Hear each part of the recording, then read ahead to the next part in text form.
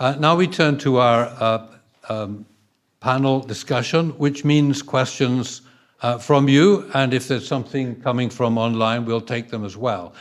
When you present a question, I'd like you to come out here so that you can be also on the part of the program. So you can actually look at the camera instead of at the people who you're asking the question to. So Robin will give you the mic when you're ready. Yes, please. Oh, yes. Thank you very much. Thank you. You just stay there. Stay. Okay, perfect. Great. Thank you. My name is Reza. It's lovely to be here, and thank you so much for everyone and their remarks and a fantastic presentation about the situation of women in Afghanistan, in particular Hazara women. As this is, we're talking about dialogue, we're talking about peace, we're talking about process. The persecution of Hazaras have a long and deep-rooted history in Afghanistan. And in the morning, we sort of touched upon the fact that we've never had reconciliation, the fact that we've never really healed from the trauma of ongoing war or violence in Afghanistan, never really gave us the opportunity to be able to transcend from these roots and this violence and these tensions between different groups that exist in Afghanistan. So my question to the panel is, how do we address this deep-rooted prejudice that exists against these certain groups? And a very good comment that Morsal made this morning is that there's a lot of people, when you have certain attacks against the Hazaras, for example, when these attacks happens and news like Afghanistan International's post on Facebook, you have a lot of people that comments and says, this is good that it's happening, Hazara people deserve it. And these are not necessarily Taliban supporters, but actually normal Afghan citizens. Right, so how do we address these prejudices, and how do we start this dialogue, for example, with not just the Taliban, but actually other members of the Afghan society, members of different ethnicities, that we stop this prejudice, that we stop these certain prejudices that exist against the Hazaras, so we can actually come and start this peace process in the country. Thank you. Who'd like to take it?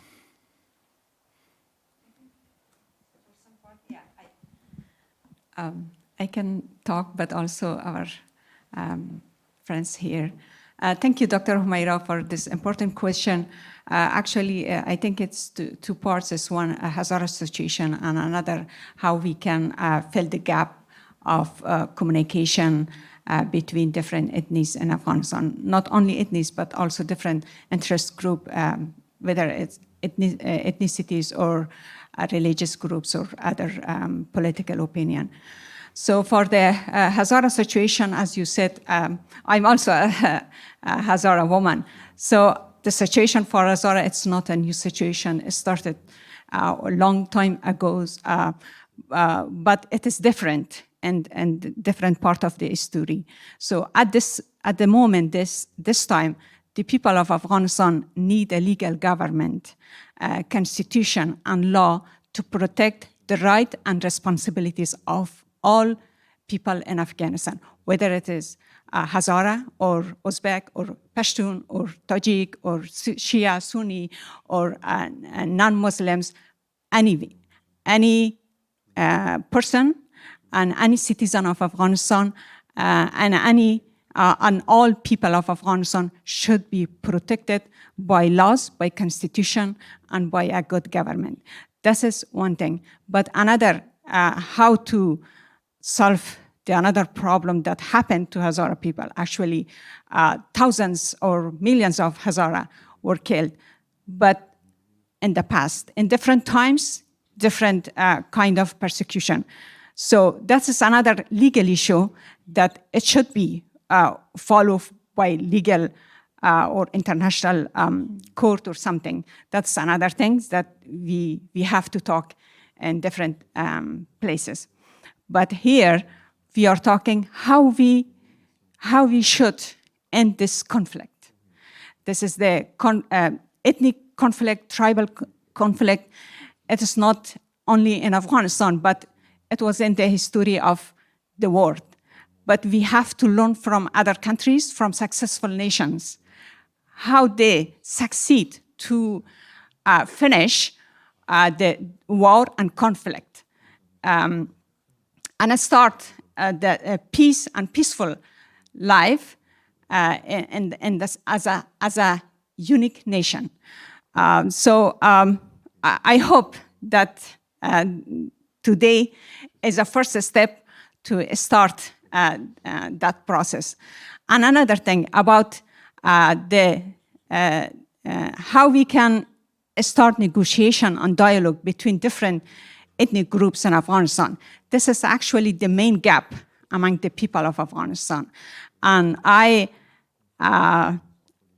in my experience, in past years, one of my experience, which I figured out, is that it's one of the main challenge for peace in Afghanistan is the gap of communication between the different ethnic groups and between the people of Afghanistan. And even it was one of the mistakes by the international community that they started conversation with the leaders, but they forget the people. But also, actually, the situation is very different. We cannot compare this situation of Afghanistan with in 2021. But at 2021, when BUN started, there was another situation.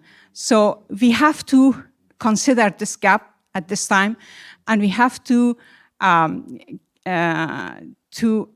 think about how to fill this gap. I think one of the things that I talked about in my statement that we should start negotiation in 3 or 4 levels.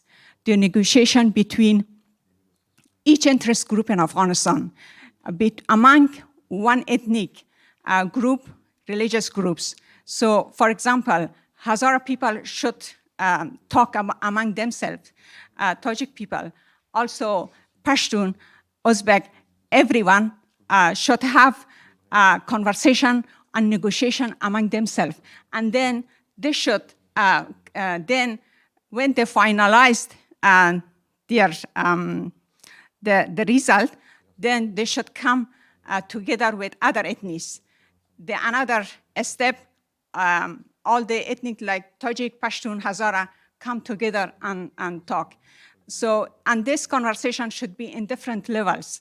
For example, in Afghanistan, at the national level, at the district level, provincial level, district levels, and we have different community forums at the level of village. So during the past 20 years, there was a lot of work for the community forums, and I think the structure is still there, and we can use the same structure for at the level of village and also at the level of district. And also another negotiation should be outside Afghanistan among Afghan diaspora.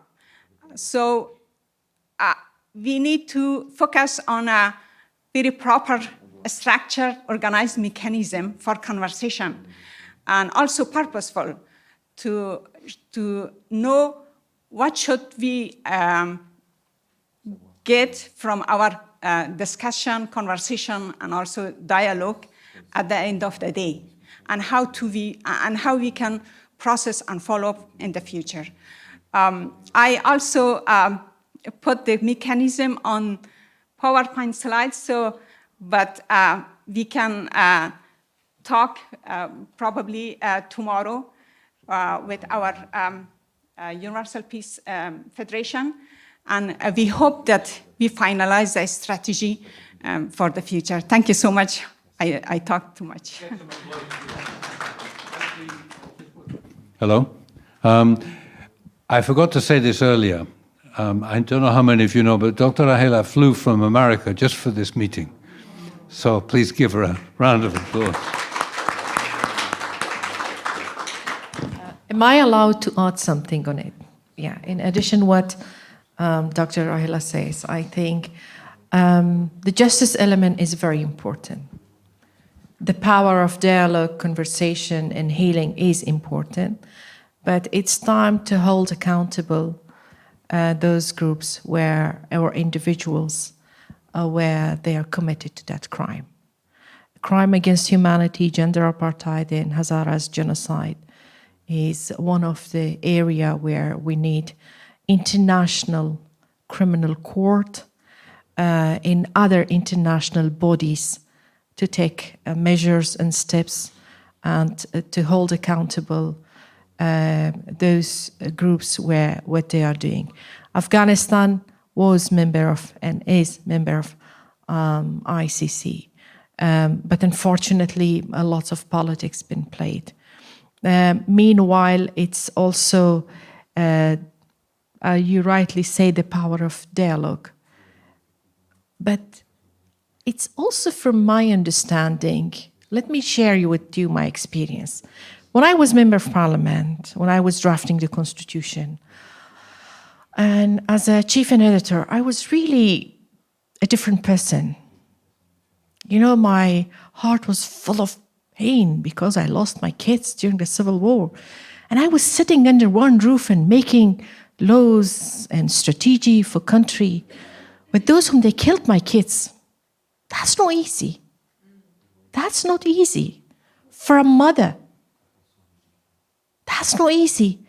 But what gave me hope and what healed? It was, I thought, okay, if I go for fight, I will be a criminal. But if I go for peace, I will make their children to be safe and my kids to be safe. So therefore, I choose the way to keep my values crystal clear, but meanwhile, working with them. Sometimes we cannot, or sometimes we should move on. We cannot fix what was in the past. We cannot fix the history. If you see each nation history is full of tragedy. If you see the power game, and every continent and every country is full of this pain. No matter under which name, but the life of human was been taken away. So we have to heal. We have to learn from the history. It should be a good lesson, and we should move forward. But yes, justice needs to be implemented. Thank you.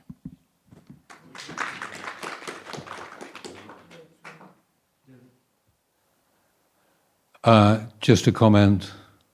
I hope you're aware you are in the presence of heroes. Heroes for peace. Let's give a round of applause to all those on the panel. I see two more questions coming, so please, sir, come on up. And I noticed another hand there. Yeah, afterwards.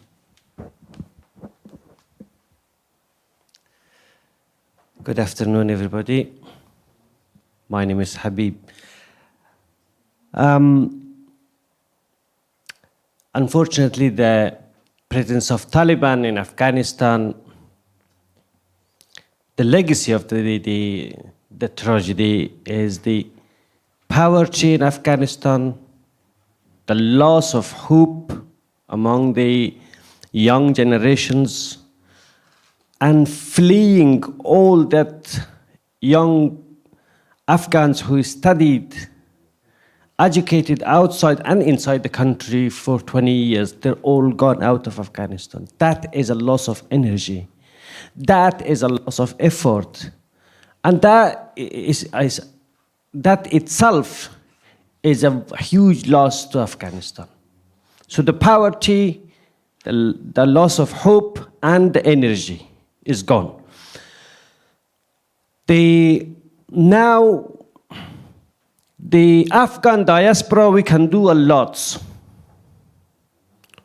We should remember that the Taliban cannot oppress us around the world. We can be the voice of those people who cannot raise their voice in Afghanistan. We can be the voice of women in Afghanistan, the voice of minorities in Afghanistan, and the voice of peace in Afghanistan. I come to the questions. I'm pleased that this conference is in London. You know why? London is a good picture of multicultural tolerance. You see, the Prime Minister of UK is Indian origin, Rishi Sunak. You have the Mayor of London, Siddiq Khan. You see the colorful, the multicultural in Afghanistan. That is the strength, but they use it as a weakness. The multi-ethnicity in Afghanistan is a strength, but they use it as a weakness. We should show them a different picture. The world living different ways. If we live together, we are more powerful. Now it comes to the questions to Mr. Marion. I think one of the things for the peace, the most important element for the peace is tolerance. But the route to the peace in Afghanistan, I think it goes through Washington, D.C. or UN maybe. UN showed in Middle East that they're not so strong and not doing their job properly. But I think, will you take an initiative and a conference that inviting the youth of Afghanistan from different ethnicities and as well as United Nations, and get some, get the United States involved as well, because without of the big boss, they will, the peace with Afghanistan will not happen, because they are providing the resources, they are providing the money, they are providing the backup. So with them, let's be realistic. Yes, we all wish for a good peace, but the peace will not happen without their support. So thank you so much. Thank you. Thank you, sir. Yes, America is the most powerful. And we do have, of course, important chapter in America. This has been our headquarters in New York for many years, and we do have work with United Nations. However, I believe that already here in Europe, we have to make a foundation. And I think you have to make a foundation. If you come with a united foundation and an example, a model of working together in London, in France, in other countries like you are trying to do now, then you go to America, you can impress them. America has many things, many issues to deal with. They pulled out of Afghanistan. There's many issues in their mind. If we want to impress them, we have to do something here. Yes. And I really, that's why I think we should support what you're doing here, and I really hope we can be successful to show that something is moving. Then we can go to a higher level. We can go to the higher level, which is UN, which is America. That's what I think. Yes, madam.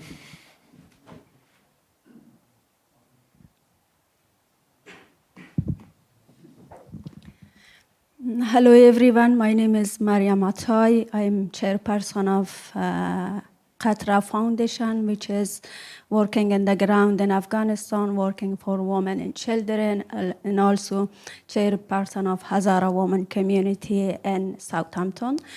If you allow me, I want to ask my question from Ms. Barakzai in Persian, please. Because I'm a woman, she's a woman, she knows what I'm saying, but I request that she repeat my question and answer that, please. خانم بارکزای مادر ما یک کلمه میگفت و در اینقدر عمری که در کابل ما تیر کردیم، اونجا تولد شدیم، بزرگ شدیم، میگفت بچیم دیدنی ما چه زیاد است. یعنی میگفت که من یک زن هستم با این چشمای کونه خود در افغانستان چیزایی دیدم که پرسان نگو. و حالا یک کمی احساساتی هم شدیم و خودم از طریق بنیاد خیریه قطره با زنان و کودکان در افغانستان کار میکنم، چیزایی را میبینم و بدتر ازش ای بود که طالبا آمد. طالبا اولین کاری که کرد اما پا را روی دو شارک اصلی حق کار و حق تحصیل زنان گذاشت و تا حالا حتی در خانه هایشان زنان سیف نیست، از پلی برادرش دختر میبره و ایجاب یک بهانه است، طالبا بهانه میکنن و زنها را میبره، هیچ وضعیتشان معلوم نیست کجا میره و آیندهشان معلوم نیست. این بسیار خطرناک است. واقعا افغانستان خطرناک ترین و وحشتناک ترین جای برای زنان افغانستان تبدیل شده و ما برای پروسه صلح خوش است. هنوزم با وجود از اینکه دیدنی دار هستیم، ما زنای افغانستان هنوزم امیدوار به صلح هستیم، چون میگیم در زمان صلح که است پسرها پدرای خود دفن میکنه و در زمان جنگ که است باز پدرها پسرای جوان خود دفن میکنه. میرم در انگلیسی بی زحمت بگین. ولی این صلح کی در افغانستان میره؟ کی زنان افغانستان از این مصیبت رها میشن و قوم و خیش در افغانستان به نام قوم و مذهب و زبان ما چرا زده میشیم؟ تشکر. تشکر جان. Mike. She was sharing at the beginning that her mother was being suffered, was being a witness of lots of discrimination. And she also believed she'd been suffered also. She's a member of Qatra.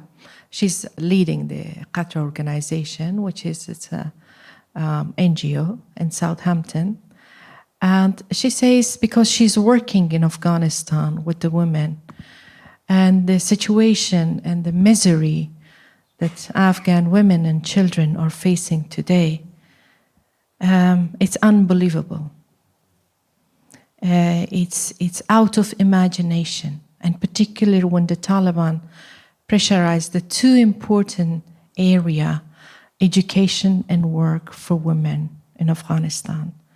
And she says during the peace, sons are taking their father to graveyard. And during the war, fathers are taking their sons to the graveyard. That's the difference. And she asked, when that peace will come, when we will have a peace in Afghanistan, and for how long we should be suffered. Is anyone has answer for it? It's exactly remind me when I was a kid, I was asking my mom, Mom, when things will be okay? She say one day. And that day didn't come yet. It's sad. War is so ugly. Peace is very beautiful. But we have to make it. We have no choice. And no matter how dark is the cloud, I believe sun will rise again. And that sun will bring again the beauty of peace and harmony in our society. That's what I believe. And allow me to use the opportunity and say, thanks. I feel sorry for, but your son may take the right decision. Because today, the generation that they are asking for their rights, it's because of the sacrifice of your son made in Afghanistan. And you, my dear brother, thank you so much. I understand the last, from 2001 till 21, the engagement of international community was lots of up and down, mistakes, but we cannot ignore the result of that. Just rightly, our dear friend mentioned. The brain drain happened. The new generation would understand and find their own right paths. They communicate with the world and they stand, and lots of talent was discovered with your help and support in Afghanistan. That's also part of the history, and we have to acknowledge that great part as well, which was been written in a golden letters. Doesn't matter how much warlords were in power, but also we shouldn't underestimate the power of the people, the practice of democracy, the freedom of expression, the women's participation, and the equal rights among the people. Where we missed that, and we want to regain and re-achieve it back and restore those values, which is, I believe, it's our common value. No matter from which part of the world we are, but let's stand on our values, and those values will be a common ground for us to support each other and work together. Thank you.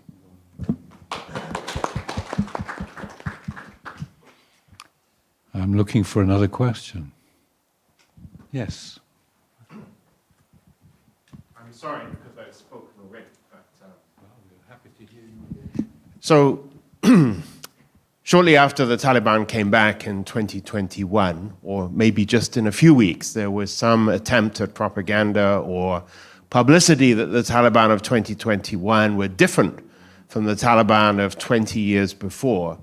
And I think the world was surprised. I was certainly surprised how quickly it seems that all the accomplishments of 20 years crumbled away.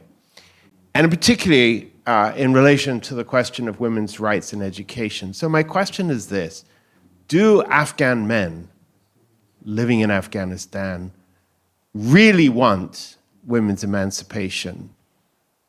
Or, so is there compliance with the Taliban based just on fear? Or is it based on something more deeply cultural? And if it is, what can be done to change that attitude? Afghanistan is not the only nation facing a dramatic brain drain. In fact, most of Eastern Europe, the nations are paralyzed by the loss of young people, especially young men. There's maybe two questions there, but maybe I can ask the ladies here, what is their honest feeling about the wish of Afghan men? And we should, of course, hear from Reza, who is an Afghan man, first.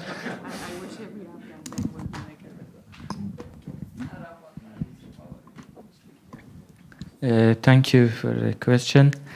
Je vais parler en... Give me the micro.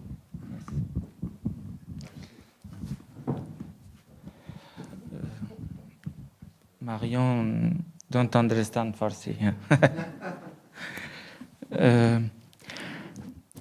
Je vais commencer par une anecdote.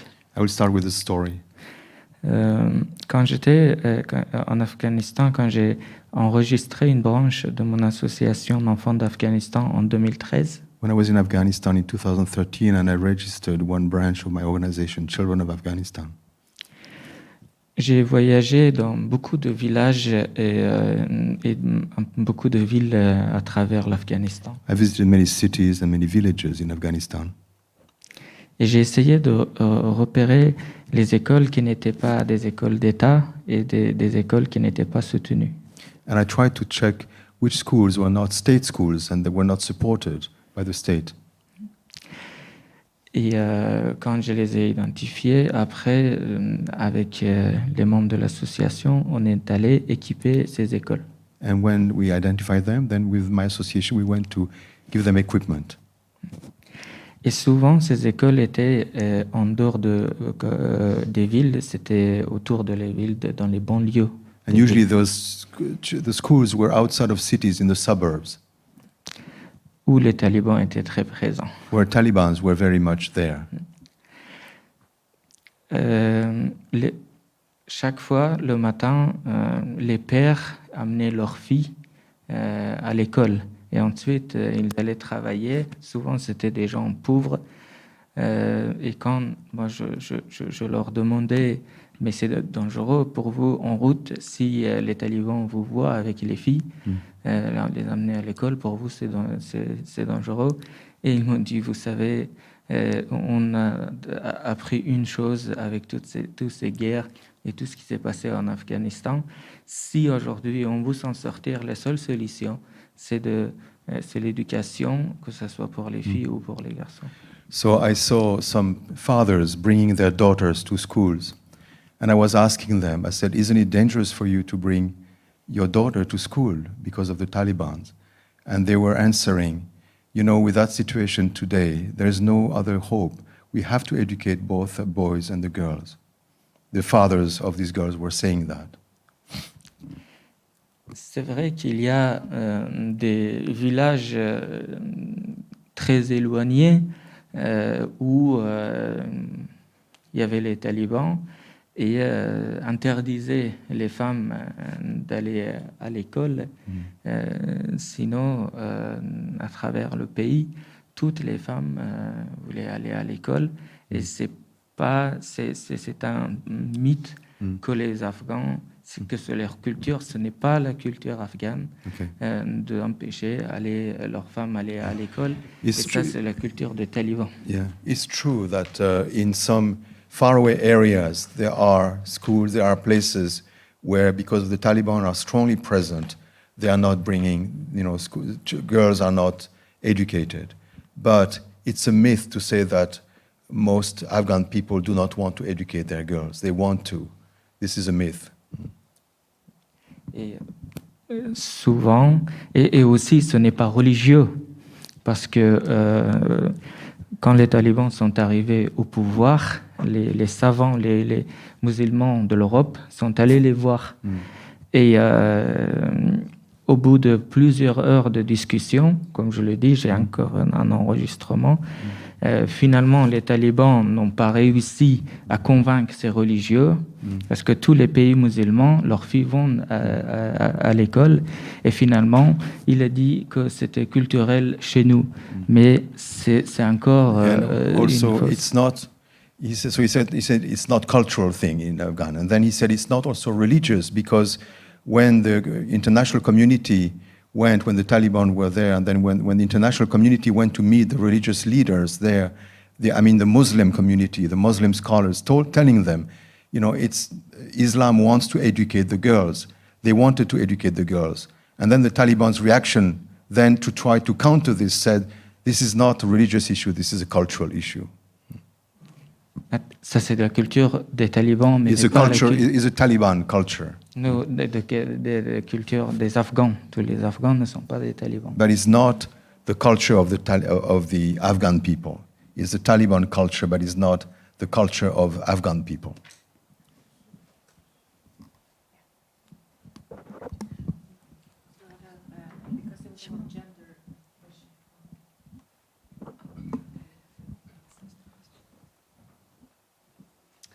در مورد ذهنیت مردای افغانستان بود که اینا کلشان زن ستیز هستن مثل طالبا رو فکر میکنن یا امکان ازی است که کمک کنن برای وضعیت که زنای امروز در افغانستان دارن. Thank you very much. I, as a gender researcher, what I found is the entire men of Afghanistan is not like Taliban. They are supporting their daughters, their wives, their sisters, their mothers. And Afghanistan's men have not been so strict on women as Taliban to respect the hijab according to the Taliban. But since the changes of so many government and authorities in Afghanistan, the mentality of the men also have been changed. And this problem still remains in Afghanistan. But I'm sure this problem is still transferred into United Kingdom as well, because I'm working with a group of Afghan people who have been evacuated in 2021 into UK in London, and I'm seeing so much domestic violence among them, and women are not feeling free as the women of UK has the rights. And also there is also language barriers. They cannot raise their voice, and they don't know any people. They don't have their relatives here. And what I feel is the women in UK who came from Afghanistan is the most vulnerable at the moment. It's clear that they are getting some supports from the government. They get some funds. They might be having enough food stuff for them, but they don't have peace still. They need a lot of support. They need a lot of funding to make aware the men of Afghanistan that women is not the second gender in the society. They should be respecting the woman as first gender in the society. And I'm seeing this issue of masculinity even inside the UK. For the first time when I came here, at the moment I arrived here in the Peace Center, I have been downstairs to use one of the toilets because I have seen the first toilet was for the men and the second was for the women. And always this issue happens. And this, I don't know who is the engineer for the construction of this area, but he is with the mentality of masculinity, right? Yeah. So thank you very much. I have a lot to say, but I don't want to take your time. And at the same time, can I use the time to ask a question?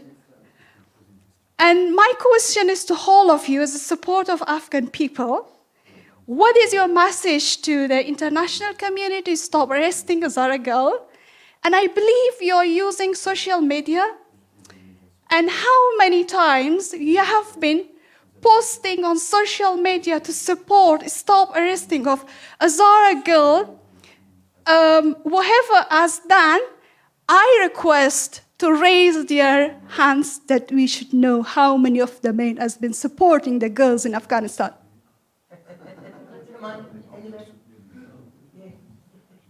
How many people, just only one person from this big community has supported Afghanistan's girls, especially the one who has been arrested by Taliban as a female, do not respecting the hijab. Can I request one more thing? Once you're going back, could you please do only one message, just post it in social media, in Twitter, X, Facebook, anywhere. And I'm requesting you to please tag the international community to stop the arresting of Azara girl. Thank you very much. Thank you so much.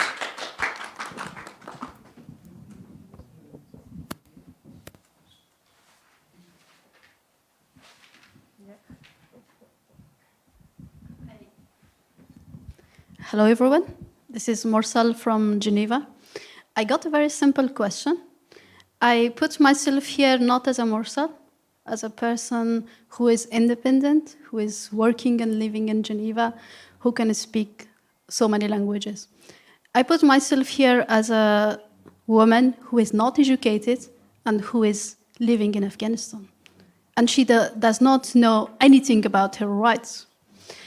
So, as you know, in Afghanistan, you may know that in Afghanistan, least than 40% of Afghan people, men and women, are not educated. So that's a challenge. The question is, the peace initiative that you have, it's so amazing. Thank you for doing all these efforts. So what is your strategy to reach out those faraway communities who has no education, how you can convince them that to accept the peace procedure? So how you will explain them what's peace? What is your rewards for those far away, let's say, uneducated communities? Thank you. How many days we have? You want to speak? Let me tell you something. If you go and talk with FCDO, still they have fund. Because I was surprised. There's a project ongoing, maybe for another 2 years, where they're training women in a local area to be a peacemaker. And that one start before, I think, after 2020, that fund was been allocated for this project, number one. Number two, simply, for peace, you don't need to have education. Peace is not only for people with PhD, with master, with bachelor, with the school education. Peace is beyond that. If we think just only people where they are educated, they deserve to understand what peace means, and they deserve to live in a peaceful environment. No, that's not the case. Peace. Sure, please.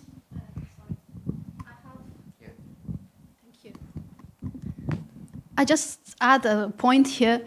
I was in a press conference in Geneva, one of Geneva's prestigious university, and there was a research done about Afghanistan and the peace in Afghanistan. It was just a few months after the Taliban got to power. So they were saying that, believe me, it's the exact words that I'm saying. The researcher was saying that he was not an Afghan. He was saying that now in Afghanistan it's peace. I was frustrated. I was shaking. I was begging to help my sisters who were stuck in Afghanistan. And I asked, what does peace mean for you? Peace without women, without inclusion of women, is it peace? So that's why I'm saying that, okay, peace is a simple word.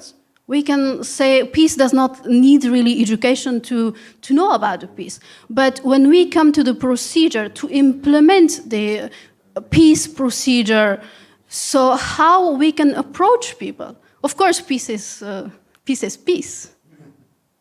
Thank you.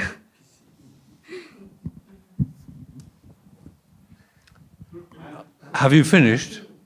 No. I'm not done, but I think they're all... No, carry on, because you were halfway through. Go on. I'd rather let you finish first and then... Complete what I say. Okay. Because it's...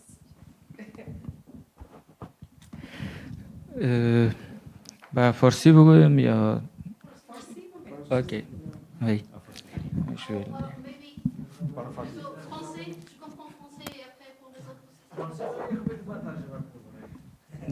dire. Ok, français, si tu veux. J'ai pas très bien compris la question. Maybe I could not understand well the question. Mais aujourd'hui, en face de nous, c'est vrai qu'on a des gens illettrés. C'est pas que dans les villes ou dans les villages. It's true, we have illiterate people, not just in the cities, not just in the villages. Mais aussi les talibans qui sont au pouvoir. Even Taliban themselves in the power. Ils savent pas gouverner. They don't know how to govern. Ce n'est pas des diplomates. They're not diplomats. C'est des guerriers They are like warlords, qui ont grandi dans les montagnes. Who grew up in the mountains. Et faire la paix avec ces gens-là,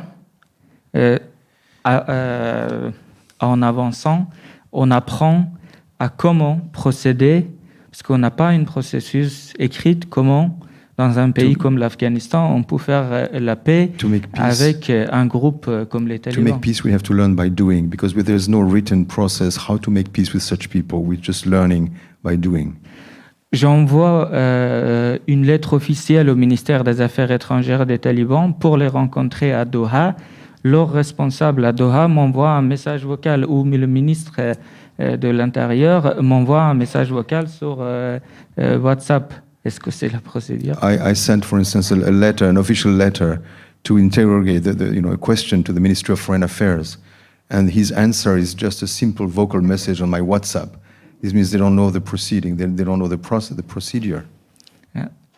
Quand on veut faire la paix avec ces gens-là, aujourd'hui, l'Afghanistan, tout le monde sait, tout le monde, et je pense qu'ici, même en Afghanistan, tout le monde est d'accord qu'après presque une demi-siècle de guerre, la guerre n'est vraiment pas la solution en Afghanistan. Et à chaque fois... I think after half a century of war in Afghanistan, everybody knows that war is not the solution in Afghanistan. Et les talibans, ce sont des Afghans. And Taliban, they are Afghan people. Moudjahidines, ce sont des Afghans. Mujahideen also. Et ces gens-là sont dans le pays. À chaque fois qu'on a voulu faire une guerre ou une intervention étrangère pour régler le problème, ça a empiré la situation. Every time they know that every time we've done war to try to fight or to prevent foreign, invasion, things got worse and worse. C'est aujourd'hui pourquoi nous essayons aujourd'hui à Londres, demain à Paris, après-demain à Genève, à New York, d'inviter à chaque fois de plus en plus des Afghans avec nous, d'abord de se mettre d'accord entre nous, entre les anciens membres du gouvernement, et ensuite aller voir les talibans. That's why here in London, then tomorrow in Paris, in Geneva, and elsewhere, we're inviting people so that we can learn to get together, and then we can invite the Taliban and go and meet them. This is our process. Et une fois en Afghanistan, on peut mener des changements de l'intérieur. In Afghanistan, we'll be able to work. Once we are in Afghanistan, we can start working inside to change things. C'est la seule solution et il n'y a pas d'autre solution miracle parce qu'on a en face des gens illettrés, comme elle a dit, et en plus des gens très très dangereux. Mais there's no other way. People, the other side, they are illiterate, as they said. They're also dangerous people. We have no other way. Mais ce sont nos compatriotes, ce sont des Afghans. But they are Afghans. Si après la conférence de Bonn, avec les Moudjahidines qui ont fait la guerre civile, qui ont tué plus de 70 000 personnes, on a réussi à faire un gouvernement et pendant les 20 dernières années, ils ont gouverné, je pense qu'aujourd'hui, on peut aussi faire avec les membres de If with the Mujahideen who after the Bonn conference killed the 70,000 people, I think he said, and we still managed with them to make a government and to rule, to organize a government, then there should be a way for us to work with even with the Taliban and just go beyond them. Yeah. I think also I have several now. Okay, we're coming towards the end. We've only got about 10 minutes left. So. Just I want to add. Okay. Go ahead. International. Sorry, everyone is getting tired. There was a question here. It was raised about whether the men in Afghanistan support education of women in Afghanistan or not. And there was a very beautiful interpretation and definition of peace made by Mrs. Shukria Barakzai. I think let's be honest about Afghanistan and about the culture in Afghanistan. Yeah, my name is sorry. My name is Tajuddin Suruj, and I'm a journalist. Actually, I'm a boy raised in a village and educated in a village in very rural areas of Afghanistan. Actually, in 2001, when the Taliban collapsed, there was a very dominant narrative in Afghanistan that the same thing that we are seeing currently under the Taliban regime, that women and girls shouldn't get education above grade 6. It was dominant among the people in the villages. Everyone was saying about this. But this, after the US came and the Western countries came and there was democracy and there was billions of dollars poured inside Afghanistan and there was new institutions in different parts of the countries. And the mentality was changing. And the men was encouraged to allow their girls to go to school. There was thousands of schools in different parts of the country. It was made by donors in Afghanistan. But now we are seeing everything is changing back. You are seeing that the Taliban is changing the narratives, and you are saying that we are going back to before the 2001. And if we don't, I think that the world are seeing the situation in Afghanistan, and they are silent. I don't know why.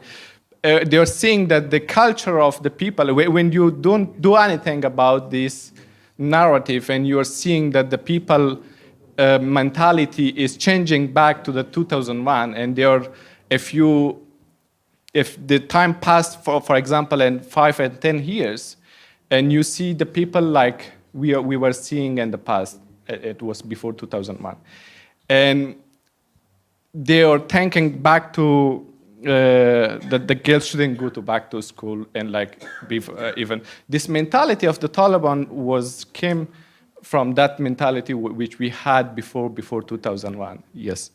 My question is that, Mrs. Barakzai, you are engaged with the politicians in the UK and around the world here, and from other panelists also.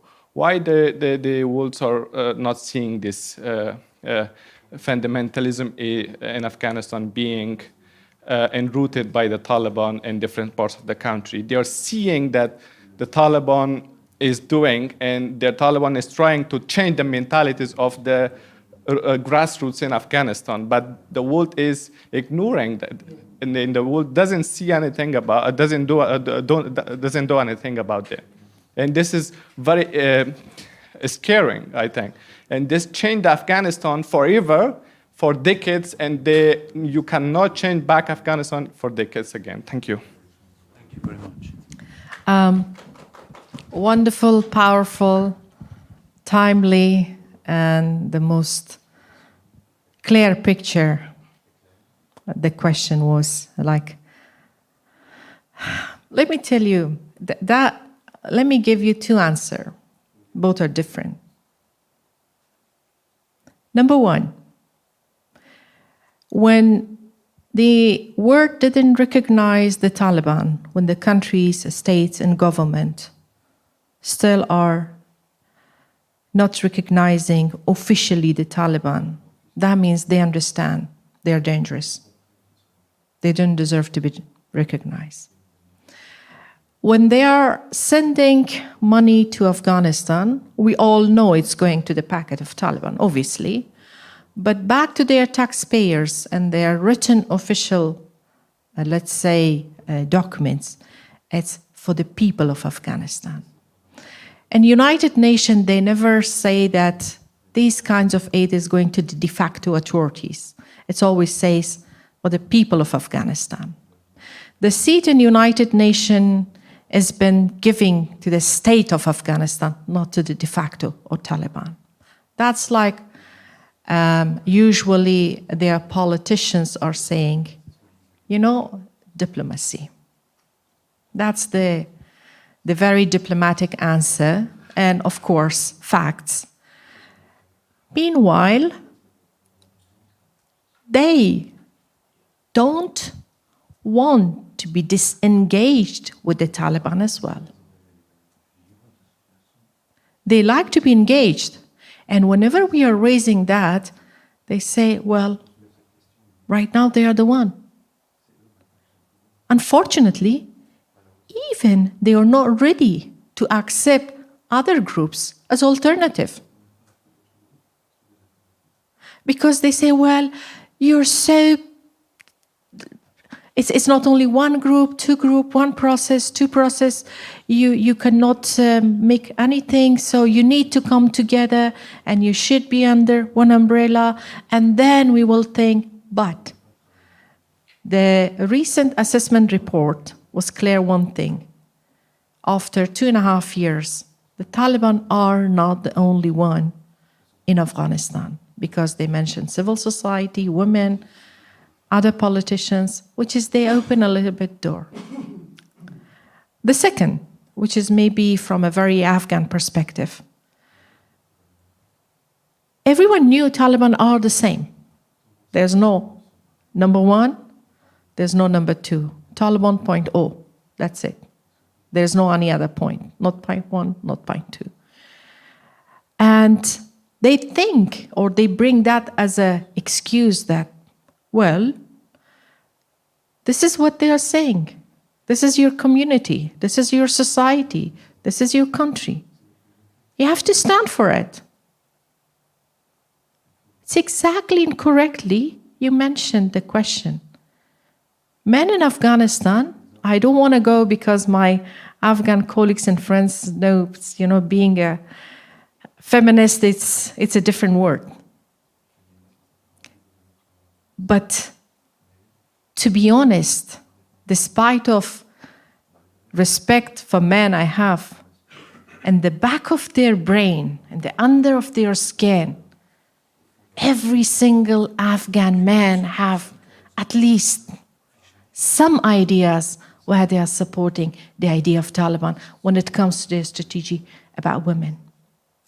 Their behavior, their attitude towards women, it's clear. Because that masculine, that, yeah.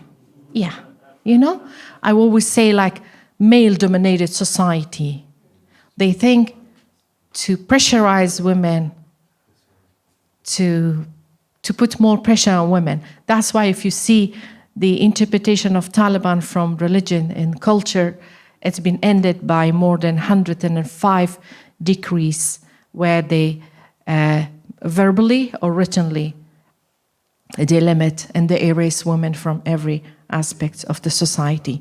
International community understand Taliban are extremists. Dr. Rahela, would you agree with that? You lead a big association of Afghans in America. Does living in America change that attitude of Afghan men or not so much? First of all, culture is something that it's not a clothes to change soon. But I see a lot of changes inside Afghanistan and also among diaspora in United States. I think is the law and opportunities in the United States make the situation that the people should integrate with the dominant culture. I see a lot of changes among the families and women who came to the United States. I know driving, for example, driving is not only common in Afghanistan, but also it's kind of very, even the woman who drove was harassed by men. But in the United States, every Afghan woman drives. Every Afghan woman changed their clothes. Even they have like big scarf or something, but now they have very small scarf. This is the things that changed, and I'm sure that if a government, a responsible government, with the law to protect the equal rights and responsibilities for the people, and also be responsible for the implementation of the law, I think the culture change. But of course it takes time, and to change the culture, the people need more development, social development. But inside Afghanistan, also, we cannot say that all people are the same way of thinking like Taliban. It was in the past that I remember there was rural and culture and also urban culture. But everyone, whether rural or urban, they had some values for women. But after the war or during the war with Soviet Union, only the major cities in Afghanistan, like Kabul, city of Herat, and city of Mazar Sharif, had more opportunities for development, but the rest of the country was war. And during this war, the culture completely changed to extremism. And the situation of women also changed. So there was a big differences between cities and the other district areas. So, but the time that I raised in Kabul, my parents, my father, my grandfather were the important person who supported me to go to school and university. When I was a child, my grandfather called me a doctor. When I was like in first grade school and second grade school, I always heard from my grandfather that she will be a doctor in the future. My father was supported me and encouraged me to go to school and finish the university. So it is something different about families. I never heard something from my father to prohibit me from anything that I want. That is still in most families in Kabul. But also, there were some families in our neighborhood, they never allowed their girls to go to school. But during the last 20 years, the families not only allowed their girls to go to school, but also it was a main subject for families, for fathers, for brothers. So, but right now, what is the main concern for me? I think one of our friends also talked that at least it's a main concern for me that now the culture is going to be changed like to an extremist culture. So if the government does not support, if the law does not support, then the people will go to the traditional extremist culture. So I hope that we get some changes, but it's not. Still, families are supporting girls and women's rights, but also there are families that are thinking the same way like Taliban. Thank you. Thank you. There are about 8 people asking to speak. What I'm going to suggest at this point in time, actually, is that we move to the final 2 speakers. Okay, so the 2 of you can speak, Mr. Marion and Mr. Okay, wait. برای تکمیل کردن صحبت‌های خانم بارکزای و جواب سوال به خاطر طالبان. Oui, français. Oui. Demander pourquoi la communauté internationale sait que les talibans sont dangereux et ils ne font rien. So you're asking why the international community knows that the Taliban are dangerous but they don't do anything. C'était la question. It was the question. Was it your question? Ok. Je pense que on a oublié parce que c'était il y a 2 ans, il y a 2 ans et demi, les talibans ont fait un accord avec les Américains.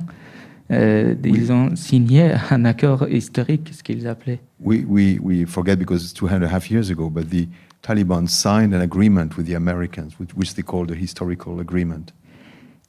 Et les talibans, ce que nous, on ne sait pas, c'est que les talibans ont passé aussi des accords avec l'Union européenne et avec le reste de la communauté internationale. They also had agreements with the European Union and with the international community. Et de fait, ils ne considèrent pas que ces gens-là sont en danger, comme ils ont fait les erreurs pendant ces 20 dernières années, comme ils ont fait comme la Russie l'a fait en venant en Afghanistan, ce qui a fait que la chute de l'URSS, comme les Américains ont donné des armes aux Afghans qui, après, n'ont pas pu récupérer les armes et qu'après cela, l'Al-Qaïda, les talibans et d'autres groupes extrémistes, les Moudjahidines, sont nés. Comme pendant ces 20 dernières années, la communauté internationale a soutenu les chefs de guerre, encore une fois, ils ont signé le pacte avec le diable. So just again, as the Russians did, as the Americans did, by making some deals with the Mujahideen and others, by giving them weapons. In other words, they mistakenly gave them the weapons which they use afterwards. He said, but again and again, the international community signed an agreement and trusted the Taliban. Et malheureusement, tant qu'il n'y aura pas d'autres 2001, d'autres chutes, d'autres attaques comme c'est passé en Amérique, la communauté internationale, moi j'ai eu des réunions avec des responsables européens qui nous ont dit, nous on paye les Pakistanais pour contrôler les talibans, ils sont à 5000 km d'ici, et aujourd'hui, il ne faut plus, pendant 20 dernières années, on a tout fait, on n'a pas réussi, et maintenant, laissez-nous tranquilles, on paye les Pakistanais pour contrôler. Unless to make aware the international community, maybe we need another 9/11 or something like this, he said, because now he said, I met the European, in other words, he means they don't want to involved unless something maybe serious will happen, because he said, I talked with some European Union leaders, and they told me, he said, now we live 5,000 miles away from Afghanistan. We can't deal with them. We are paying Pakistan to take care and to take care of the Taliban, so we don't want to get involved, to leave us alone. This is what he says about the European community people. Answers. Et c'est pour ça qu'aujourd'hui, les talibans ne sont pas en danger, sont même des alliés des Américains, mais aussi pour les Européens. And that is why now the Taliban are not so-called a danger, and they're even allied with Americans and so on.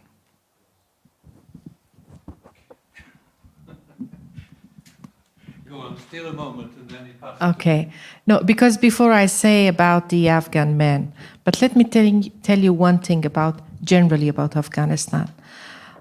The resilience of the Afghan people is undeniable.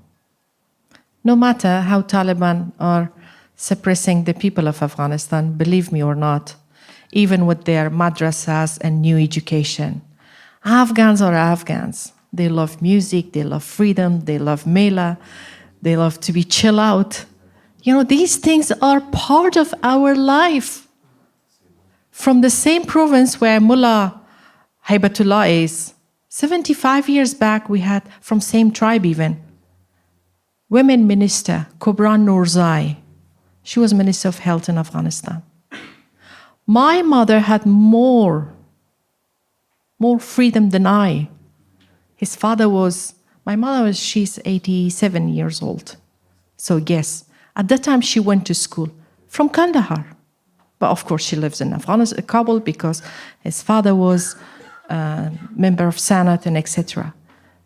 We shouldn't put a barrier between village and cities. People and human are the same everywhere, and each of them love freedom, peace, and harmony. Thank you. I thought you'd give us a nice message. Let's give a round of applause for her words. I'd like to pass to our two final wind-up speeches, maybe a few words from Mr. Marion and from Mr. Reza Jafari.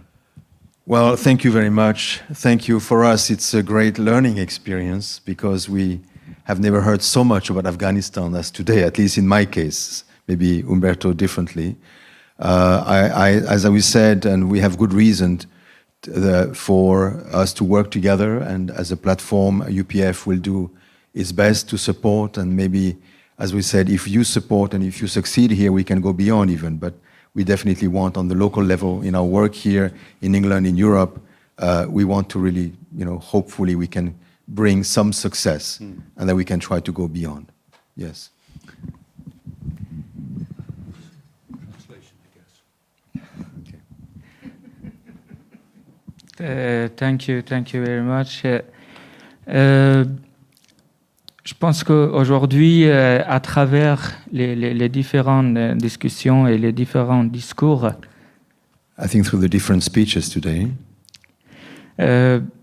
nous avons compris que les Afghans ont soif de la paix, ont soif de retourner dans leur pays. We understood that the Afghan people are thirsty for going back to their country and peace.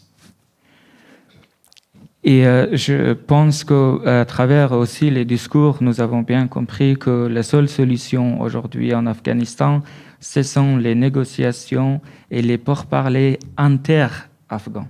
And we understand that the key for the future in Afghanistan are the negotiations and dialogue between Afghan people.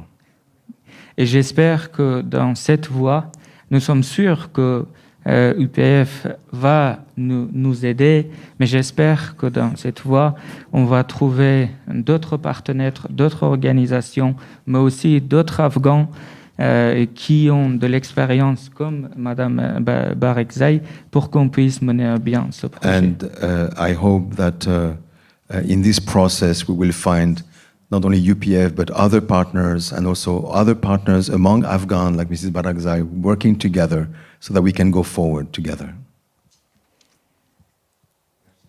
Et je vais dire le dernier mot en dari. امیدوار هستم که هر چه زودتر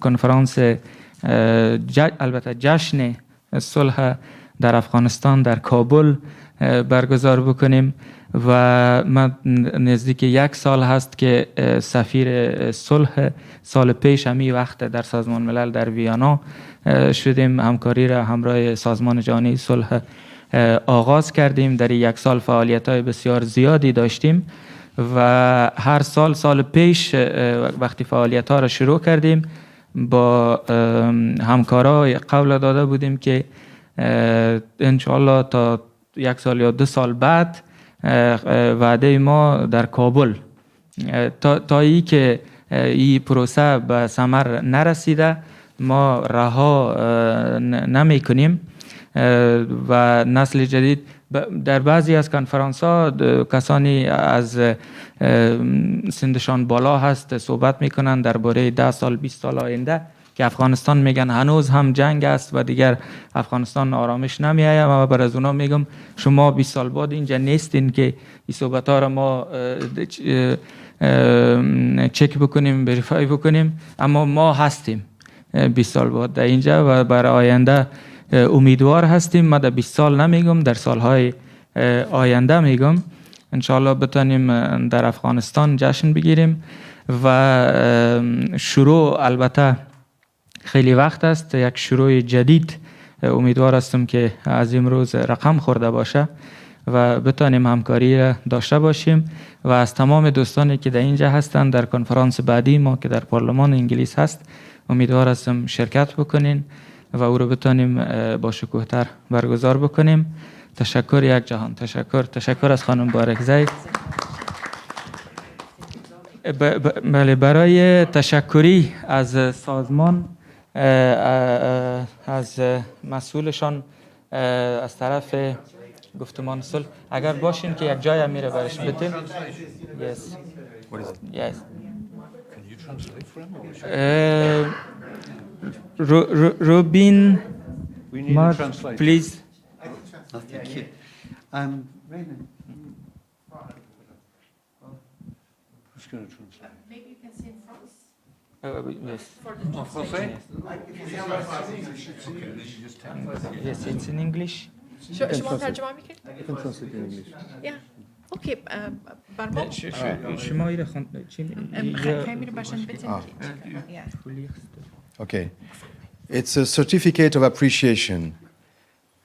As president of the Afghan Peace Dialogue, I hereby express my sincere appreciation and recognition to the Universal Peace Federation UK and its General Secretary, Mr. Robin Marsh, for their outstanding cooperation and efforts in hosting our conference, Strategies for Peace and Good Governance in Afghanistan, at the Peace Embassy. Their dedication and support have been instrumental in advancing our discussions and efforts toward developing effective strategies for good governance in Afghanistan. We look forward to continuing our collaborative work in pursuit of peace and stability in the region. Presented this day, 2024, 10th of January, Reza Jafari, President, Afghan Peace Dialogue.